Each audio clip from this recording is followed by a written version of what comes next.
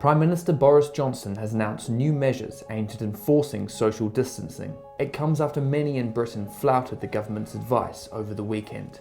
It's Monday the 23rd of March. This is the latest on coronavirus. From this evening, I must give the British people a very simple instruction. You must stay at home. Because the critical thing we must do to stop the disease spreading between households.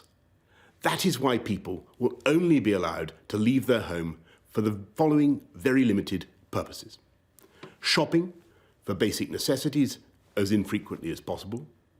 One form of exercise a day, for example, a run, walk or cycle, alone or with members of your household.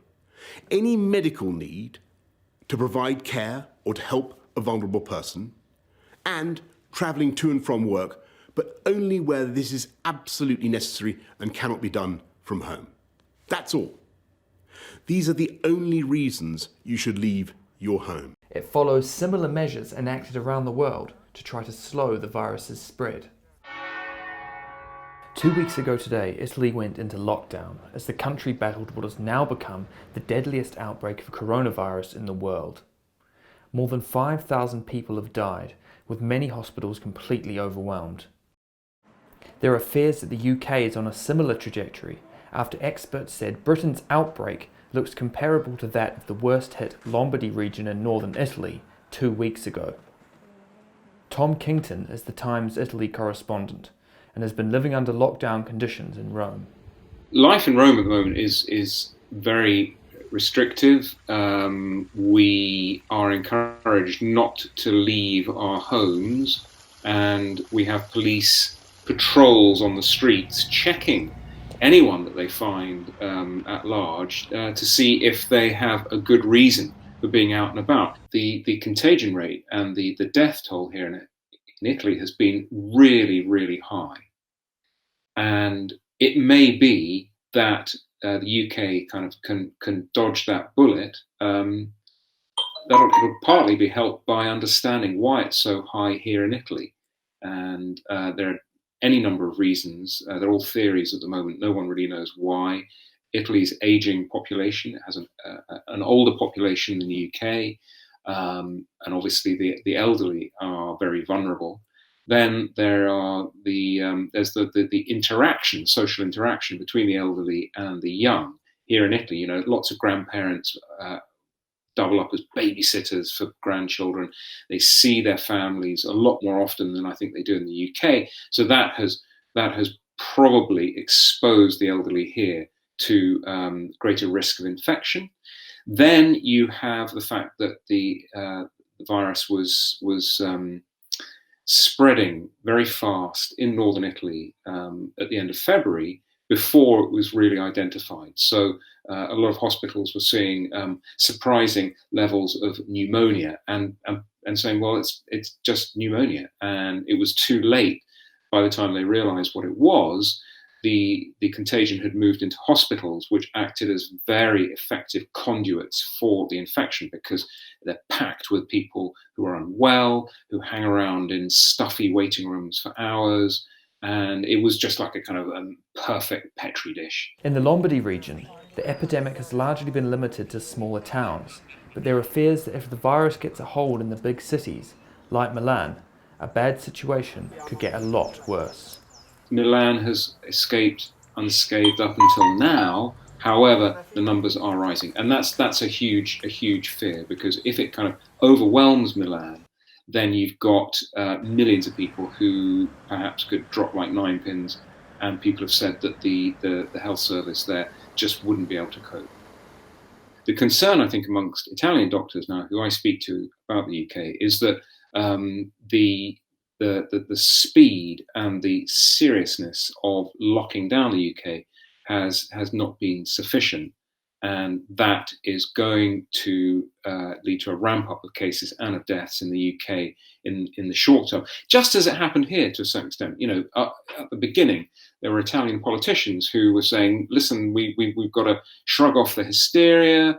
There's the noted case of Nicola Zingaretti, who's a leading centre-left politician in Italy, And a few weeks ago, he was up in Milan with an aperitivo in one hand, saying, "We've got to keep life going." A few days later, he was down with fever and doing video broadcast saying, "I'm at home. I've got it. Oops." So I think that is a case of Italy a few weeks ago being in the same position that the UK is in now. Elsewhere around the world, governments have introduced draconian measures to ensure their citizens stay apart. In France, people are only allowed to leave their homes to go grocery shopping, to the pharmacy, or for light exercise within a 1.2-mile radius of their home. Anyone caught outside must be carrying this sworn statement, explaining their outing. If their reason doesn't cut it, they can be fined €127.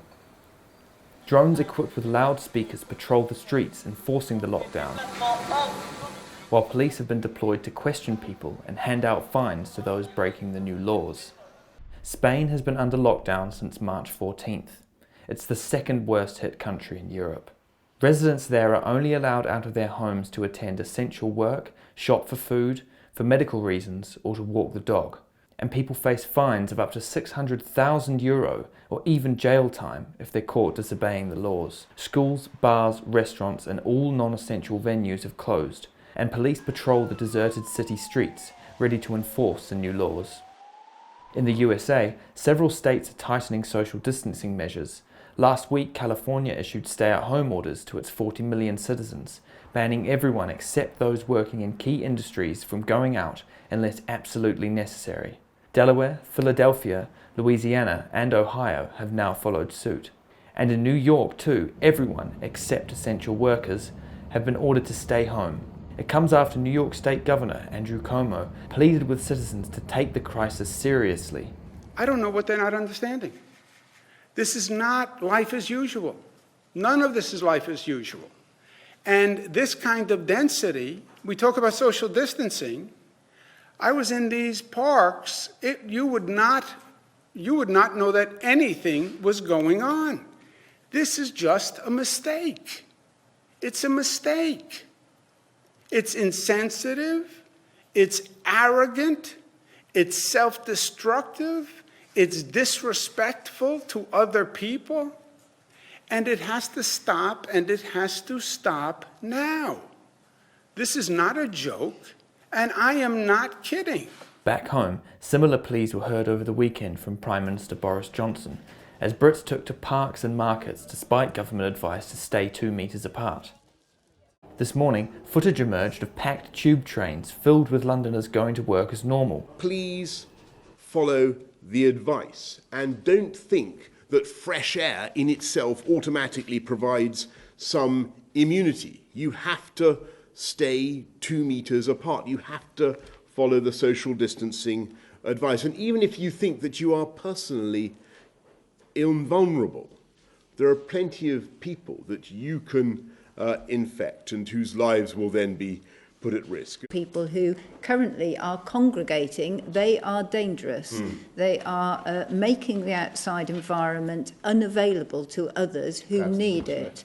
And it's those individuals that we would ask not to congregate outside and to ensure that everybody can have just a little bit of safe space when they need it. But it's not just the government concerned about Brits' carefree attitude to the escalating crisis. NHS workers have released a video plea to the public to stay indoors, as fears grow that the health service will be unable to cope with an expected rise in cases. Doctors and nurses have died. We need to stay healthy so we can help you. You can help save our lives. Stay at home. Among the most at risk are the elderly. This is the hugest challenge for our older population that we've seen, I think, probably since the Second World War. It would be really hard to exaggerate just how serious it is, because potentially this is a virus that particularly attacks older people, and they're much more likely to become severely ill and indeed even to die, let's be honest. So from that point of view, it really is a very grave threat. I don't think there's any doubt at all that people who are just shrugging off this news and thinking this virus has got nothing to do with them, you're wrong, guys. You've got to stop doing those things. Not only are you putting yourself at risk, you're putting lots and lots of people around you at risk, particularly older people. Panic buying has seen supermarket shelves stripped bare, with Brits' feverish buying habits sometimes leaving little for the elderly. I think my message to people who are panic buying is that I can understand why you're worried. We all don't know whether we're going to collect this virus ourselves and have to stay at home for a period of time. But do try and think about other people who've got less than you have. And, take one of things. You don't have to take three or four. And of course, now the supermarkets are trying to enforce that. But it's nice if you can do that. Also, if you have got an older neighbour who perhaps you could do some shopping for them, I think they'd be incredibly grateful.